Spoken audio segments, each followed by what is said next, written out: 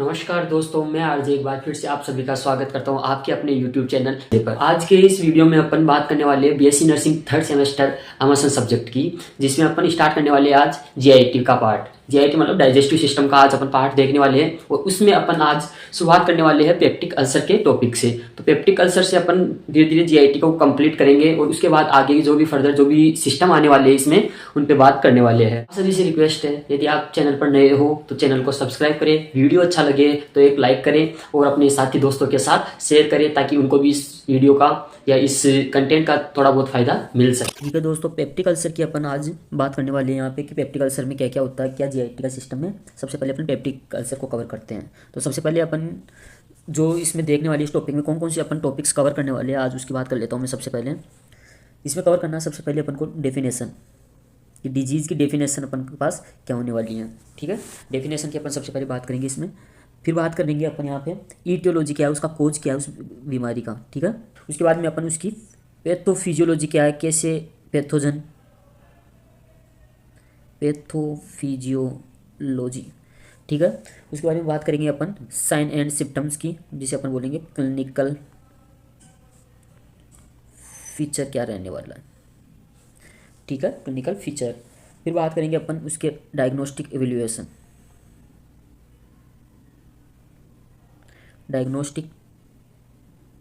Evaluation, ठीक है, और सबसे लास्ट में अपन बात करने वाले हैं उसके सबसे लास्ट में अपन बात करने वाले हैं उसके मैनेजमेंट के बारे में। ठीक है, तो मैनेजमेंट के बारे में अपन बात करने वाले हैं। तो इन टॉपिक्स की अपन आगे चर्चा करेंगे। डेफिनेशन पढ़ेंगे सबसे पहले, फिर ईटियोलॉजी उसके बारे में पढ़ेंगे, पहले तो फिजियोलॉजी देखेंगे उसकी, clinical feature, then diagnostic evaluation and in the end management के बारे में अपन उसमें बातचीत करेंगे अपन। ठीक है, पेप्टिक अल्सर की अपन बात करते हैं इसमें। डेफिनेशन की बात करते हैं अपन सबसे पहले। तो डेफिनेशन है कि it is a break down of GI mucosa resulting from digestive action of HCl, hydrochloride है ना, एसिड होता है, HCl एंड पेप्सिन। ठीक है, तो ये होती है पेप्टिक अल्सर की। It is A breakdown of GI mucosa resulting from digestive action of HCl and pepsin. कहने का मतलब है कि जो अपने स्टोमक में या अपने डाइजेस्टिव ट्रैक्ट के अंदर HCl और पेप्सिन का जो सिक्रेशन होता है डाइजेशन के लिए, यदि उनका एक्सेस अमाउंट में यदि सिक्रेशन होने लग जाता है तो वो क्या करता है कि जो डाइजेस्टिव सिस्टम का जो डाइजेस्टिव ट्रैक्ट है जीआईटी अपना, उसकी जो इनर लेयर म्यूकोसा उसको डैमेज करने लग जाता है वो ब्रेकडाउन। तो उससे क्या हुआ, अल्सर का फॉर्मेशन होता है। ठीक है, तो अल्सर का फॉर्मेशन ऐसे होने लग जाता है। अब आगे अपन इसमें इसके टाइप्स की बात करेंगे कि इसका टाइप्स क्या होते हैं, कितने प्रकार का पेप्टिक अल्सर को किन किन भागों में या किन टाइप्स में अपन बांट सकते हैं। तो आगे बात करते हैं अपन टाइप्स की बात करें अपन, तो मैं बता दूं आपको कि इसको फर्दर अपन 3 टाइप्स में बांट सकते हैं। 3 टाइप्स की अपन बात यहाँ पर कर सकते हैं। पहला टाइप बताऊँ मैं आपका गैस्ट्रिक अल्सर। ठीक है, सेकेंड टाइप की बात करूँ मैं ड्यूडेनल अल्सर, और लास्ट टाइप की बात करूँ मैं ईसोफेजियल अल्सर। ठीक है, तो 3 टाइप होते हैं इसके, गैस्ट्रिक अल्सर, ड्यूडेनल अल्सर और ईसोफेजियल अल्सर। मोस्टली 2 टाइप्स बताए जाते हैं इसके। ठीक है, गैस्ट्रिक अल्सर और ड्यूडेनल अल्सर। ठीक है, अब आगे हम इनके विस्तार से मतलब ब्रीफली एक चर्चा कर लेते हैं कि गैस्ट्रिक अल्सर, ड्यूडेनल अल्सर और ईसोफेजियल अल्सर के बारे में। ठीक है, चलते हैं। सबसे पहले बात करते हैं अपन गैस्ट्रिक अल्सर की। गैस्ट्रिक अल्सर की तो इसका जो कॉमन पॉइंट है इसके लिखवा देता हूँ मैं। ये टोटल पेप्टिक अल्सर का 15% तक हिस्सा यहाँ पर अपन को देखने को मिलेगा कि 15% अफेक्टेड पार्ट गैस्ट्रिक अल्सर अपन को देखने को मिलेगा। इसकी कॉमन साइड बताऊँ मैं कि कॉमन साइड कौन सी होती है जहाँ पर ये देखने को मिल सकता है आपको। कॉमन साइड की बात करूँ मैं तो पाइलोरस एंट्रम वाला जो पार्ट होता है अपना, पाइलोरस एंट्रम। ठीक है, पाइलोरस एंट्रम वाला पार्ट। अब जैसे मैं डायग्राम के थ्रू एक बार आपको बता देता हूँ। तो जो ये वाला पार्ट होता है, देखो ये पार्ट होता है कार्डियक पार्ट, फिर इसके बाद में कार्डिक पार्ट के बाद में अपन को फंडस देखने को मिलता है। ये बॉडी वाला पार्ट हो गया और ये होता है एंट्रम पार्ट, ठीक है। तो ये होता है एंट्रम पार्ट और यहीं पर पाइलोरस एंट्रम बोल सकते हैं अपन इसको, ठीक है। तो पाइलोरस एंट्रम यहाँ पर अपन को सबसे ज़्यादा यहाँ पर गैस्ट्रिक अल्सर देखने को मिलेगा। इसका रीज़न क्या होता है, आप रीज़न ये देख सकते हो कि इसी पार्ट में क्यों देखने को मिला कि एसियल का जो सिक्रेशन स्टोमक में हो रहा है तो वो क्या करता है, एक जीआईटी मतलब ग्रेविटेशन, ठीक है। तो ग्रेविटी स्पेसिफिक मान सकते हैं इसको, ग्रेविटी के कारण अपन को यहाँ पर ये सबसे ज़्यादा अमाउंट में देखने को मिलेगा एसिड, जो कि अल्सर का फॉर्मेशन बाद में कर देता है, ठीक है। तो अब आगे अपन बात करते हैं सेकंड टाइप्स की, जो ड्यूडेनल अल्सर है। दूसरा टाइप है ड्यूडेनल अल्सर, ठीक है। ड्यूडेनल अल्सर की बात करूँ मैं तो यह आपको लगभग 80% तक देखने को मिलेगा, ठीक है। 80% तक आपको देखने को मिलेगा। इसकी कॉमन साइट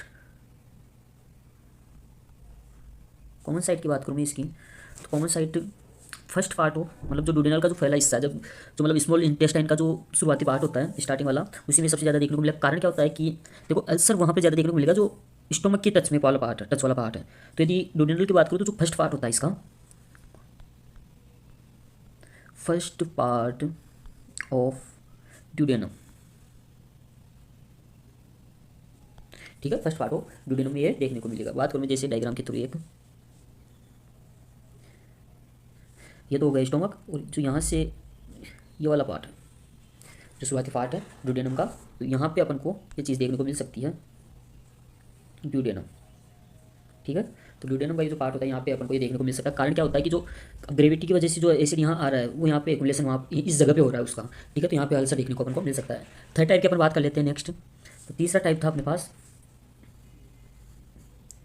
ईसोफेगस वाला, ईसोफेजियल अल्सर, ठीक है, ईसोफेजियल अल्सर। यदि इसकी बात करूँ मैं तो इसके बारे में एक चीज़ याद रखना आप, जो एक ज़्यादा पूछा नहीं जाता, वैसे 2 टाइप्स इसका मेनली बताया जाता है। थर्ड टाइप ईसोफेजियल है, इसको एक स्पेशल नाम से जाना जाता है, बेरेट अल्सर, ठीक है। तो बेरेट अल्सर भी इसको कहा जाता है, किसको कहा जाता है, ईसोफेजियल अल्सर को, ठीक है। तो ये वाली चीज़ थी अपने इसके टाइप्स पढ़े। अब एक चीज़ आती है कुछ गैस्ट्रिक अल्सर का एक टाइप अपन और देख सकते हैं, जो कोई अदर रीजन से वो कॉज होता है, मतलब अदर रीजन से देखने को मिलता है। तो अपन एक एक्स्ट्रा टॉपिक की बात करते हैं, इसमें स्टार लगा के लिखना,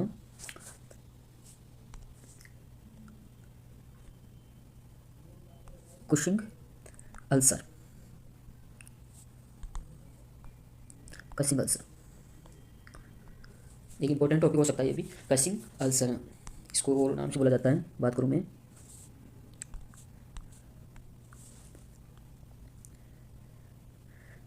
रोकिन-टान्स्की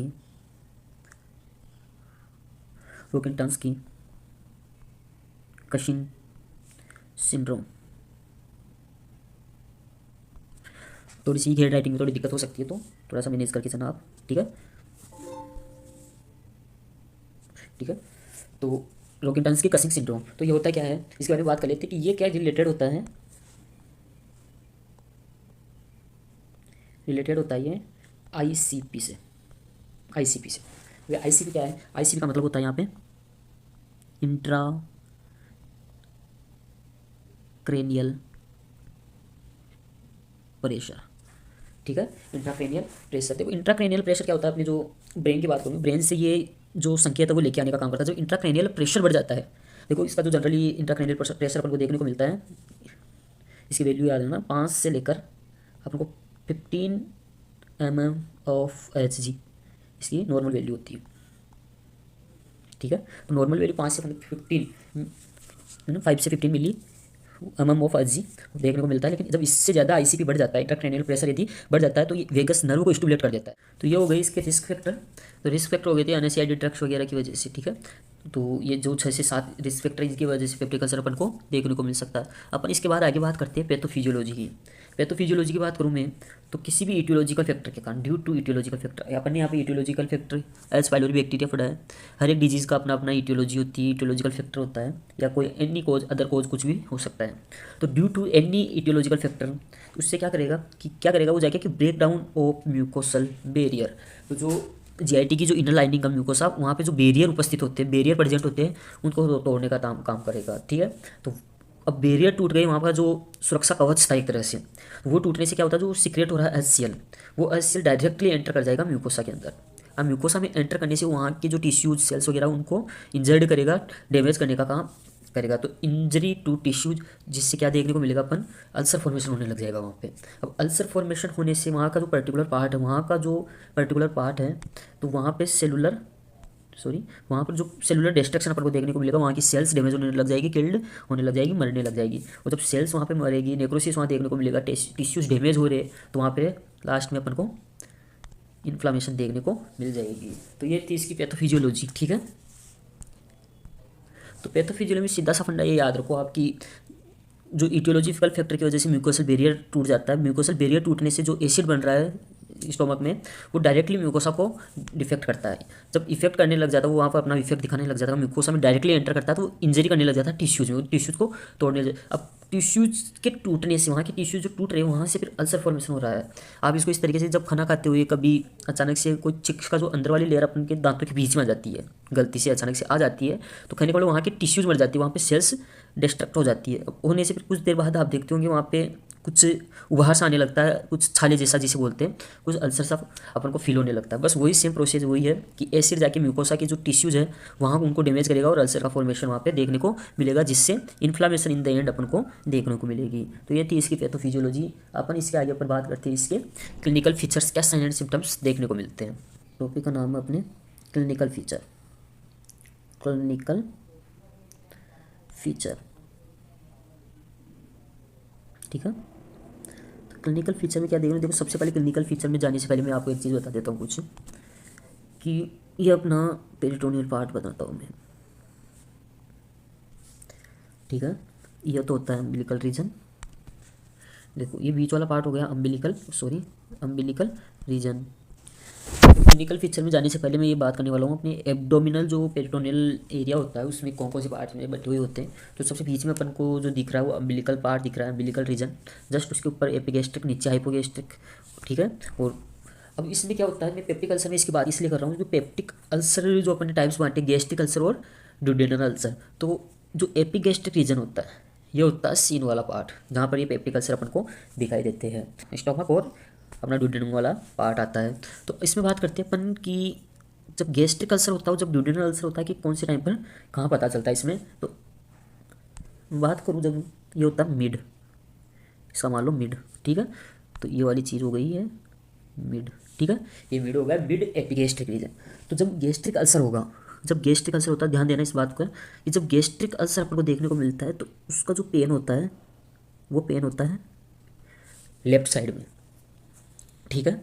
इसका पेन कहाँ होता है, लेफ्ट साइड में। मैं आपको यहाँ पर लिख देता हूँ मैं, ठीक है। गैस्ट्रिक वाला जो गैस्ट्रिक अल्सर वाला जो पेन होगा, वो क्या बोलेंगे अपन, लेफ्ट एपिगैस्ट्रिक रीजन में, ठीक है। और जो ड्यूडेनल अल्सर की बात करूँ मैं, ड्यूडेनल अल्सर का जो पेन होगा वो होगा अपन के यहाँ पे मिड वाले पार्ट में, यहाँ पे, ठीक है। तो मिड एपिगैस्ट्रिक रीजन में अपन को ड्यूडेनल पेन देखने को मिलेगा। तो ये चीज़ आप प्रॉपर ध्यान रखिएगा। क्लिनिकल फीचर में मैं अलग अलग बताऊंगा वैसे तो, लेकिन जाने से पहले ये वाला आपको सीन दिखा दिया हूँ, ठीक है। तो अपन अगले स्लाइड पे बात करेंगे कि क्लिनिकल फीचर क्या क्या होते हैं। सबसे पहले बात कर लूँ मैं यहाँ पे गैस्ट्रिक अल्सर की, फटाफट देख लो इसको, ज़्यादा वो नहीं है। गैस्ट्रिक अल्सर की मैं बात कर लेता हूँ। तो गैस्ट्रिक अल्सर में सबसे पहले अपन को देखने को मिलेगा यहाँ पे ग्नेविंग। अब कईयों की समझ में नहीं आ रहा होगा ग्नेविंग क्या होता है, ठीक है। तो ग्नेविंग क्या होता है, ग्नेविंग में बोलूँ एक तरह से संतोषजनक दर्द, संतोषजनक पेन,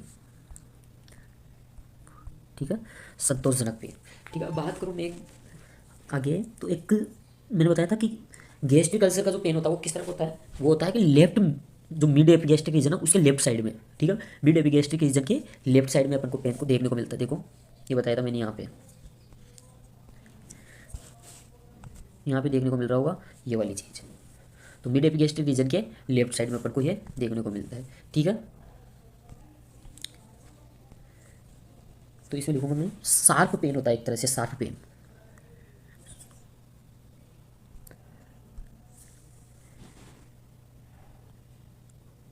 शार्प पेन देखने को मिलेगा आपको, sharp pain in left mid epigastric region में, ठीक है ना। तो sharp pain in left mid epigastric region में एक चीज़ याद रखना, कब कब देखने को मिलेगा ये, 30 से 60 मिनट आफ्टर मील। कहने का तात्पर्य है कि खाना खाने के आधे से 1 घंटे के बाद में, खाना खाने के बाद आधे से 1 घंटे के अंदर अंदर आपको लेफ्ट मिड एपिगेस्ट्रिक रीजन में शार्प पेन फील होगा, महसूस होगा। कौन सी टाइम पे, गैस्ट्रिक अल्सर की कंडीशन में, ठीक है।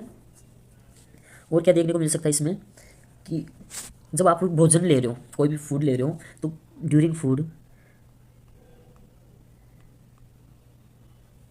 फूड इंजेक्शन दर्द होगा, आपको पेन इंक्रीज हो जाएगा वहाँ पे, ठीक है, दर्द होएगा। दूसरी चीज़, आपको जो वोमिटिंग में आपको ब्लड देखने को मिल सकता है गैस्ट्रिक अल्सर की कंडीशन में, ठीक है। तो उसे एक टर्मिनोलॉजी होती है हीमेटेमेसिस,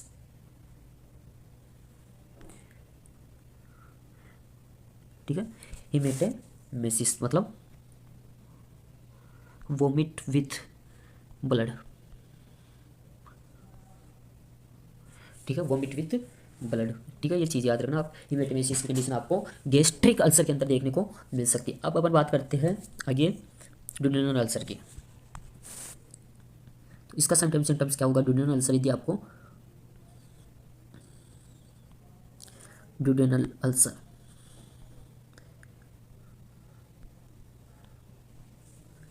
अल्सर में वो जैसे बर्निंग पेन हो रहा है मिड एपिगेस्ट्रिक रीजन में, ठीक है ना। जो गैस्ट्रिक अल्सर था वो left side of mid epigastric region में हो रहा था। ड्यूडेनल अल्सर आपको मिड एपिगेस्ट्रिक रीजन में देखने को मिलेगा। इसमें आपको कॉन्स्टिपेशन देखने को मिल सकता है, मेलिना मतलब स्टूल के साथ में ब्लड देखने को मिल सकता है। गैस्ट्रिक अल्सर में आपको वोमिटिंग के साथ में ब्लड देखने को मिल रहा था, जिसे अपन हीमेटेमेसिस कह रहे थे, ठीक है। यहाँ पे आपको पायरोसिस की कंडीशन देखने को मिल सकती है, जिसे हार्ट बर्न, जलन सा अनुभव होता है। वेट लॉस आपको यहाँ पे देखने को मिल सकता है। वाटर ब्रश का मतलब होता है कि बार बार जो एक शोर, जो घाव के साथ में ना, जो घाव का पानी होता है वैसा बार बार मुंह के अंदर आता है, ठीक है ना। तो खाना खाने के 1.5 से 3 घंटे के बाद आपको पेन का अनुभव हो सकता है, ठीक है ना। ड्यूडेनल अल्सर के अंदर आपको 1.5 से 3 घंटे के बाद, भोजन के बाद पेन का अनुभव होगा, ठीक है, दर्द महसूस होता है। और जो गैस्ट्रिक अल्सर बताया था मैंने, उसमें भोजन के आधा या 1 घंटे के अंदर अंदर आपको पेन का अनुभव होने लग जाता है, ठीक है।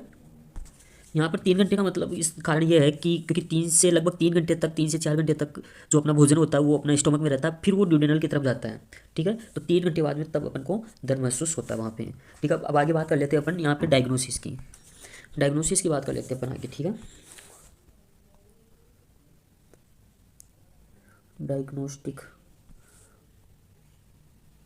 इवैल्यूएशन,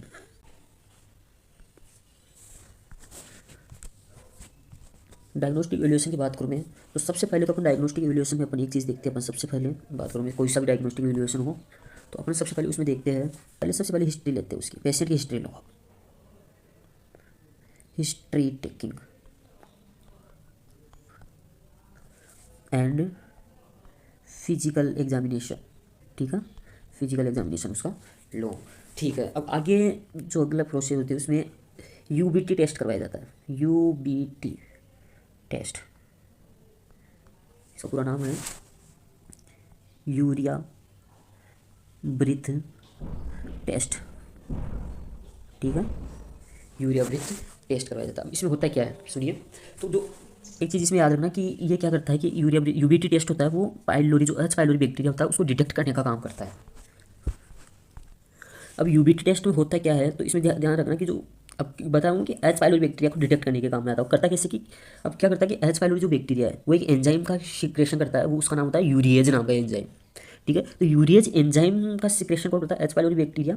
तो अब इसमें यह चेक किया जाता है कि एच पाइलोरी बैक्टीरिया उस पेशेंट में वो डिजीज़ यदि उससे हुई है तो उसका डायग्नोसिस कर रहे हैं अपन, तो वो है या नहीं है। तो यूरिएज एंजाइम के आधार पर उसको डिटेक्ट किया जाता है। कैसे किया जाता है, अगली स्लाइड में अपन प्रोसेस देखते हैं।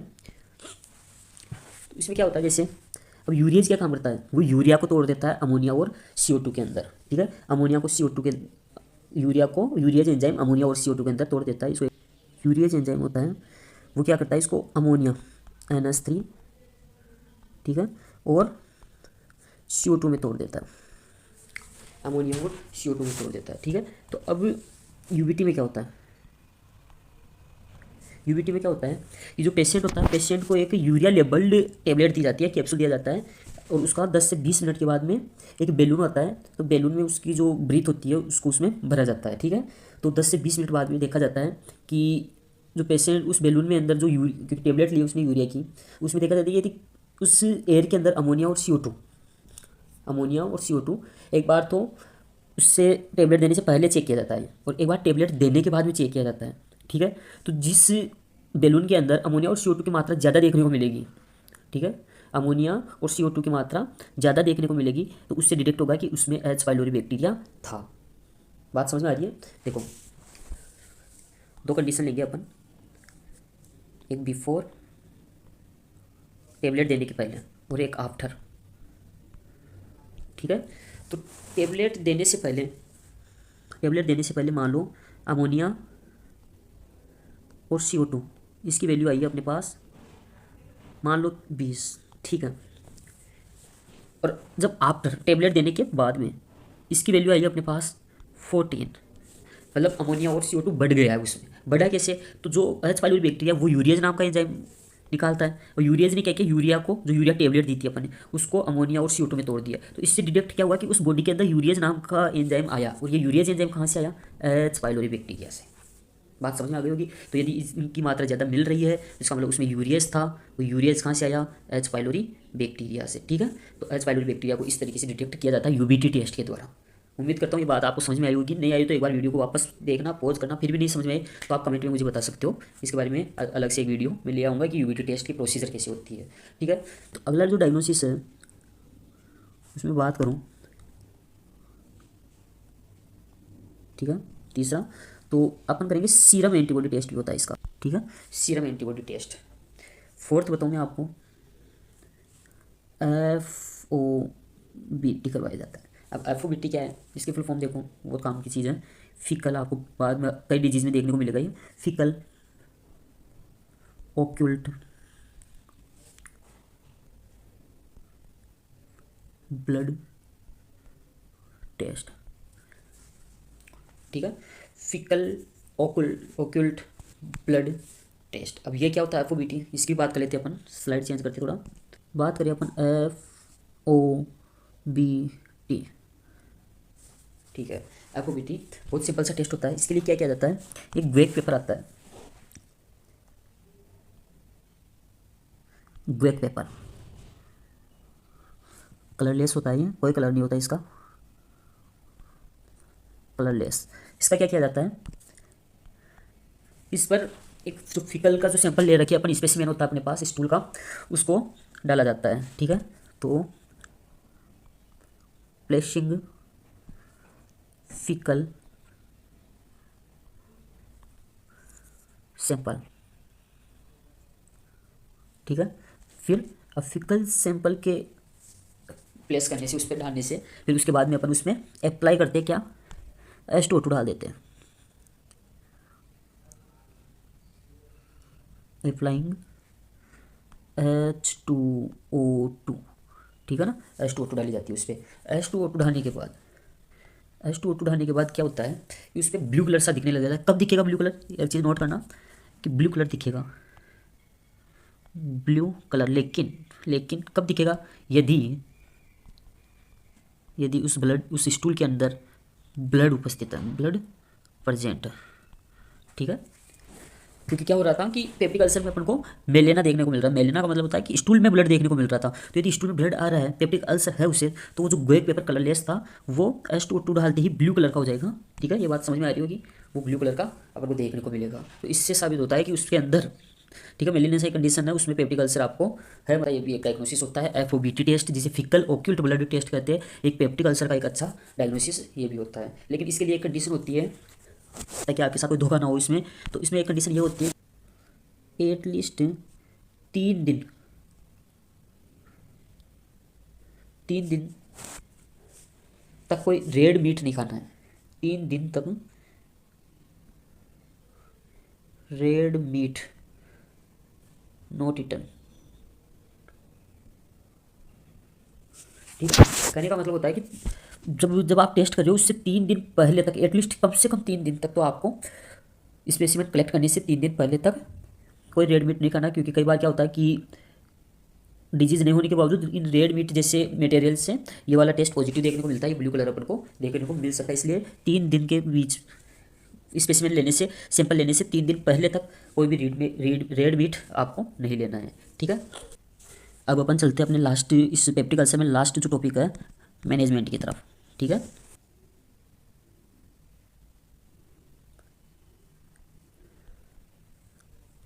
मैनेजमेंट में पहला, सबसे पहले मैनेजमेंट देखेंगे अपन सर्जिकल मैनेजमेंट, ठीक है। सर्जिकल मैनेजमेंट में मैं सबसे पहले लेना चाहूँगा मतलब वेगोटोमी, ठीक है। वेगोटोमी नाम से क्लियर हो रहा है कि जो वेगस नर्व है उसी का आपको रिमूवल करना है, ठीक है। तो इसमें लिखें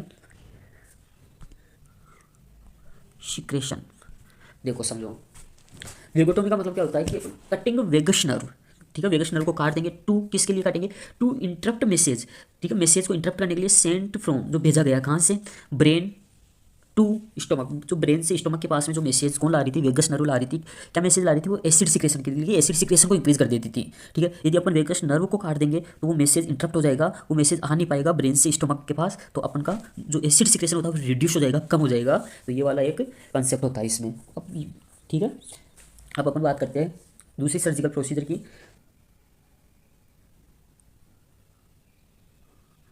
एंट्रेक्टोमी, ठीक है। एंट्रेक्टोमी, इसमें क्या होता है,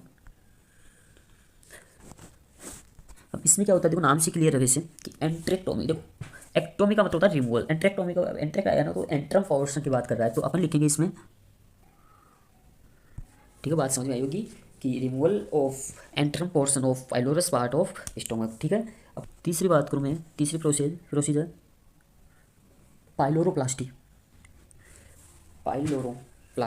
अब पाइलोरोप्लास्टी में क्या होगा, पाइलोरोप्लास्टी में क्या होता है, ओपनिंग, देखो ध्यान से देखो, ओपनिंग इनटू ड्यूडेनम,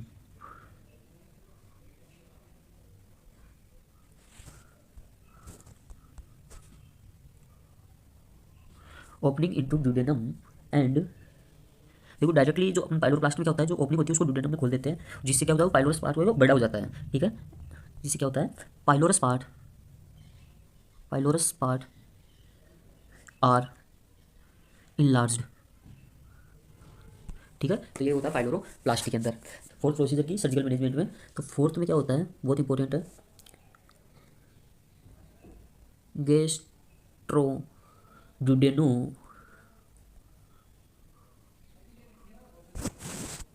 ड्यूडेनोस्टोमी, ठीक है। जिसे एक नाम से और बोला जाता है, याद रखना इसको, बिलरोथ फर्स्ट के नाम से भी जाना जाता है, आल्सो नोन एज बिलरोथ फर्स्ट, ठीक है। बिलरोथ फर्स्ट के नाम से भी इसे जाना जाता है। ध्यान से देखना कि रिमूवल ऑफ लोअर पोर्शन, लिखो कि removal of lower portion of antrum of stomach बहुत ही ईजी है। देखो सबसे पहले जो लोअर पोर्शन होता है स्टोमक का, एंट्रम, पाइलोरस एंट्रम वाला पार्ट, उसको हटा दिया जाता है, ठीक है। अब उसको हटा दिया, उससे जस्ट पहले कौन सा पार्ट था, अपना बॉडी वाला पार्ट था, तो मतलब स्टोमक को डायरेक्टली, अब जैसे ही एंट्रम वाले पार्ट को हटाया तो ड्यूडेनम आ गई, उससे जस्ट आगे, तो डायरेक्टली स्टोमक को क्या किया जाता है, ड्यूडेनम से जोड़ दिया जाता है। तो लिखो आगे, remaining portion of stomach, remaining portion of stomach anastomosis का मतलब होता है कि एक अंग को दूसरे से कनेक्ट कर देना, मतलब एक अंग के लास्ट किनारे को दूसरे अंग के फर्स्ट किनारे से जोड़ देना, दो अंगों को एक दूसरे से जोड़ देना, ठीक है। तो एनास्टोमोसिस या कनेक्शन है ना टू ड्यूडेनम, ठीक है। तो जो देखो बिलरोथ फर्स्ट में क्या होता है, नाम से क्लियर है, गैस्ट्रो ड्यूडेनोस्टोमी। तो इसमें क्या होता है, जो स्टोमक होता है उसके लास्ट पोर्शन जो एंट्रम होता है उसको काट के अलग कर दिया जाता है और डायरेक्टली स्टोमक को जो बचा हुआ पार्ट हो गया स्टोमक का, उसको डायरेक्टली ड्यूडेनम से जोड़ दिया जाता है, इसलिए नाम होता है कि गैस्ट्रो, मतलब स्टोमक को ड्यूडेनम से जोड़ दिया जाता है, इसको बोला जाता है बिलरोथ फर्स्ट। ठीक है, अब अगली प्रोसीजर देखते हैं अपन इसमें, सेम प्रोसीजर है उसी की, जैसे गैस्ट्रो ड्यूडेनोटोमी या बिलरोथ फर्स्ट था, उसी की भांति एक होता है बिलरोथ सेकंड, जिसे बोला जाता है, नाम से क्लियर हो जाएगा वैसे तो, गैस्ट्रो जेजुनोस्टोमी। ठीक है, जेजुनोस्टोमी। अब इसमें क्या होता है, अब इसको देख, इसका भी कोई दूसरा नाम था, इसको बोला था मैंने बिलरोथ सेकंड। इसमें क्या होता है, सेम प्रोसीजर है, इसमें क्या करेंगे अपन, ध्यान से देखना, removal of distal portion of stomach and duodenum भी चाहिए इसमें अब की बार। ठीक है, ड्यूडेनम को भी अपन इसमें रिमूव कर देंगे अब की बार। तो removal of distal portion of stomach and duodenum, अब बचा हुआ जो पोर्शन है, जो बच गया पोर्शन, उसको डायरेक्टली जेजुनम के साथ कनेक्ट कर दिया जाता है, एनास्टोमोसिस कर दी जाती है। ठीक है ना, तो लिखूं remaining portion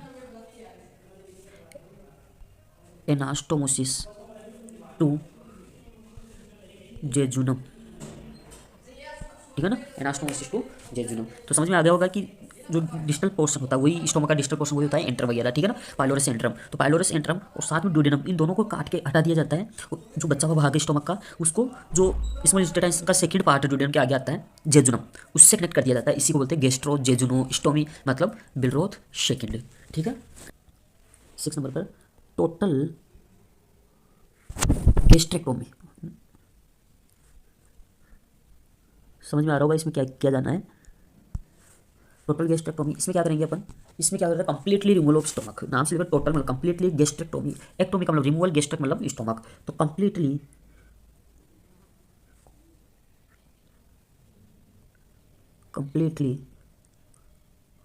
removal of stomach.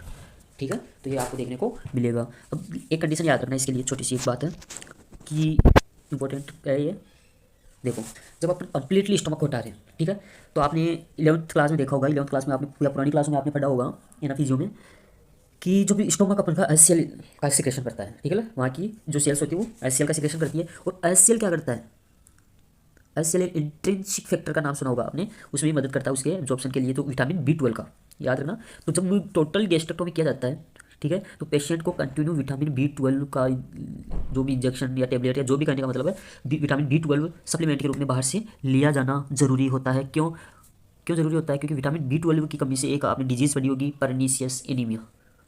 अब जो विटामिन B12 का एब्जॉर्प्शन एचसीएल की वजह से होता था, अब जब एचसीएल बॉडी में नहीं रहा, क्योंकि स्टोमक को तो अपन ने कंप्लीटली रिमूव कर दिया है, ठीक है, तो स्टोमक को बाहर निकाल दिया, मतलब एचसीएल नहीं तो विटामिन B12 कहाँ से आएगा, इसलिए इसको बाहर से कंटिन्यू लेना जरूरी है, ताकि अपन परनीशियस एनीमिया से बचा जा सके। ठीक है, तो इसमें लिखो after gastrectomy patient have to continue vitamin B12 for life long. क्यों, because it cause vitamin B12 कमी से कॉज परनीशियस एनीमिया। ठीक है ना, तो परनीशियस एनीमिया अपन को इससे देखने को मिल सकता है। तो इस चीज़ का खास तौर पे ध्यान रखना है कि टोटल गैस्ट्रेक्टोमी के बाद विटामिन B12 को कंटिन्यू फॉर्म में अपन को लेना जरूरी हो जाता है। ठीक है, तो ये था अपना सर्जिकल मैनेजमेंट। अब आगे अपन बात करते हैं मेडिकल मैनेजमेंट की। अब अपन बात करने वाले हैं आज दूसरे, जो देखो सर्जिकल मैनेजमेंट अपन ने पढ़ लिया, उसमें कौन कौन सी प्रोसीजर, कितनी प्रकार की सर्जिकल मैनेजमेंट अपन कर सकते हैं। अब बात करते हैं मेडिकल मैनेजमेंट की।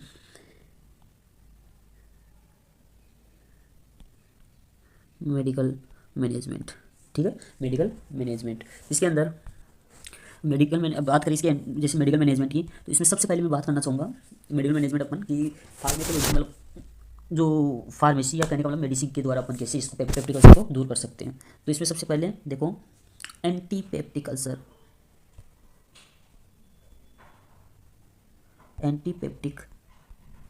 अल्सर अपन ड्रग्स लेनी पड़ेगी। ठीक है, एंटीपेप्टिक अल्सर ड्रग्स आपको लेनी पड़ेगी। इसके अंदर एंटीपेप्टिक अल्सर ड्रग्स में कौन कौन सी ड्रग्स आती है, कैसे कैसे मैनेजमेंट करेंगे अपन, ठीक है, देखें। अब पहली चीज़ तो एंटी पेप्टिक अल्सर ड्रग्स करेगी क्या, ये क्या काम करती है इस बारे में बता देता हूँ मैं। ये काम करेगी आपके लिए इनहिबिट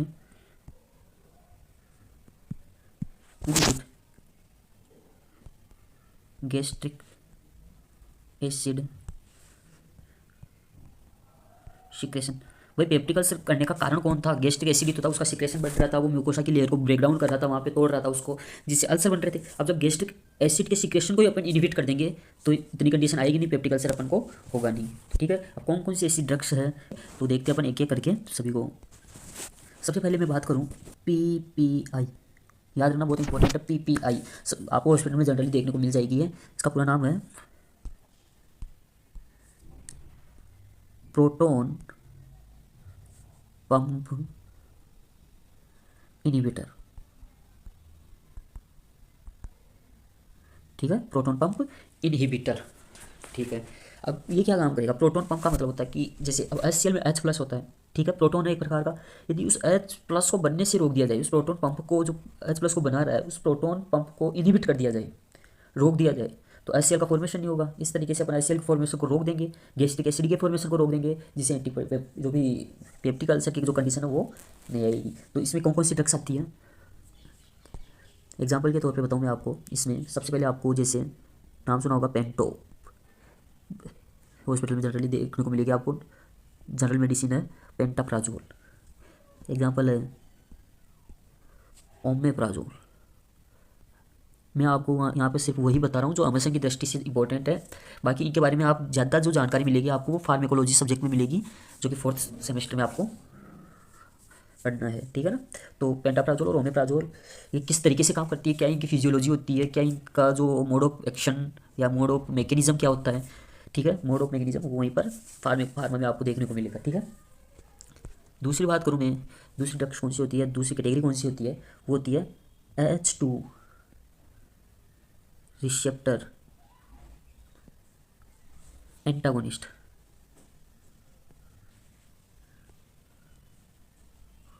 सॉरी, एंटागोनिस्ट।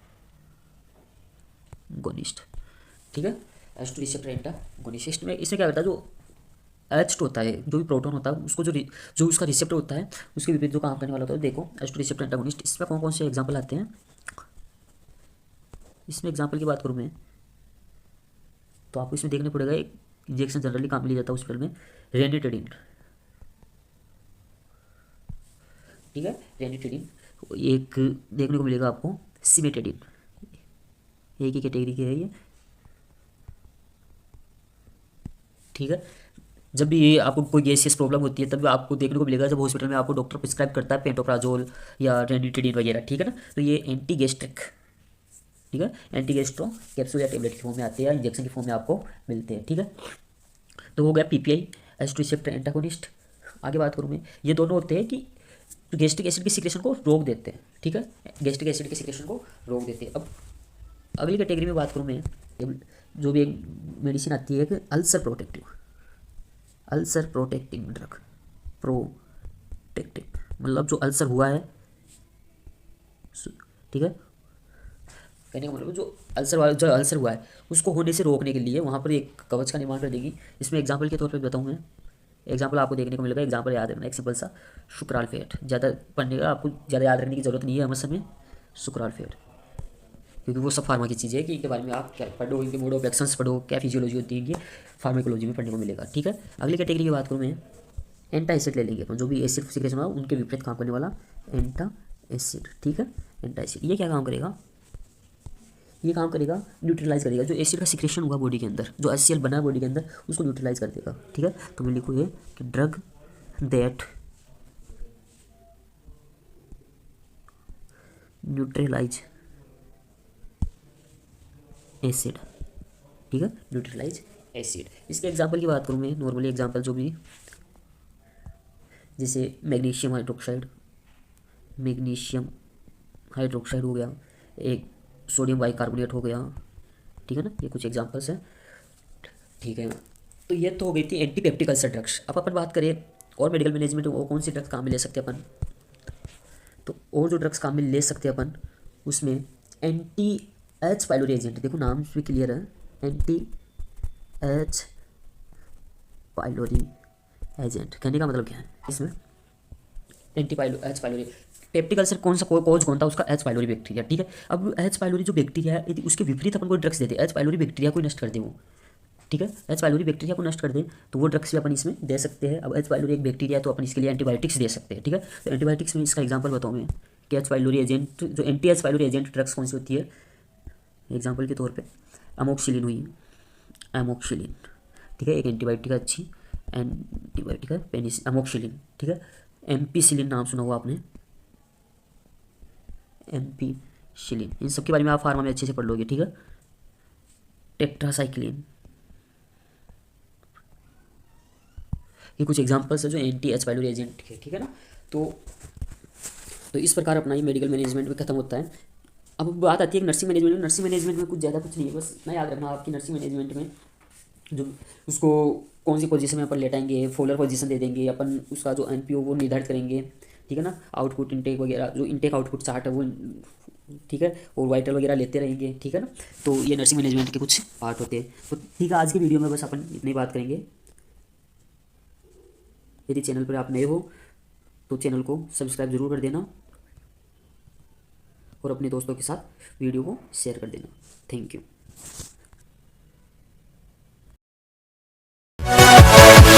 Yeah.